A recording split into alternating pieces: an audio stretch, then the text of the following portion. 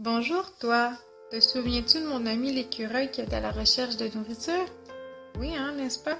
Eh bien, il a besoin de notre aide. Il doit se nourrir malgré l'hiver qui est arrivé. La dernière fois, te souviens-tu, il s'était endormi à côté des poubelles? Mais là, il s'est réveillé et les poubelles sont vides. Il doit donc encore parcourir des mètres pour trouver une autre poubelle dans le quartier. Alors, je vais t'expliquer les choses importantes à savoir avant de l'aider dans ses recherches.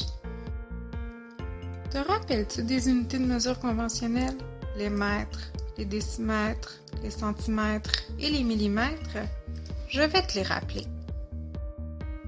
Les mètres sont de plus grandes unités de mesure, alors que les millimètres sont de plus petites unités de mesure.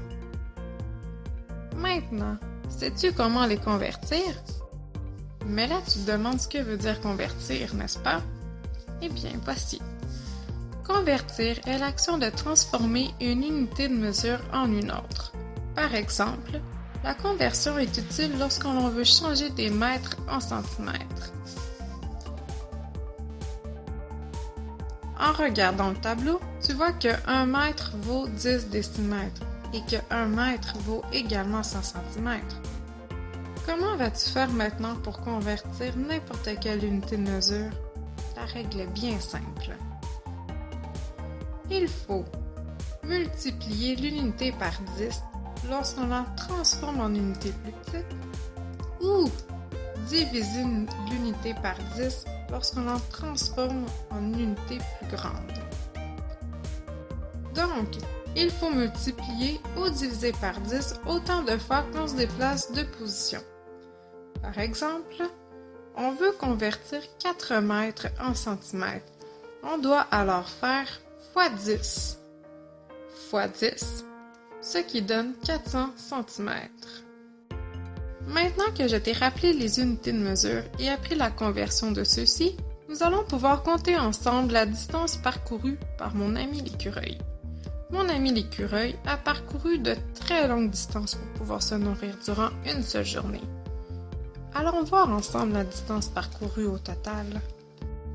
Donc, mon ami l'écureuil m'a dit que pour déjeuner, il a parcouru une distance de 3 mètres et que pour dîner, il a trouvé une poubelle à 200 cm de la première et que maintenant, il doit parcourir 1 mètre pour trouver son souper.